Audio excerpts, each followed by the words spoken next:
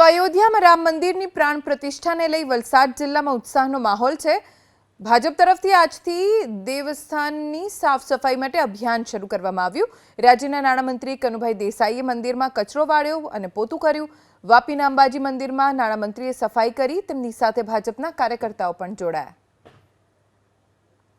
જ્યારે 22 જાન્યુઆરીએ અયોધ્યા ખાતે રામ મંદિરની પ્રાણ પ્રતિષ્ઠા થવા જઈ રહી છે, ત્યારે એમણે સમગ્ર દેશના દરેક મંદિરો, તીર્થસ્થળો સ્વચ્છ બને, ચોખ્ખા બને એ માટે દરેક લોકોને આસ્થાથી દરેક મંદિરોની, આવા ધર્મસ્થળોની સફાઈ કરવા માટે જણાવ્યું।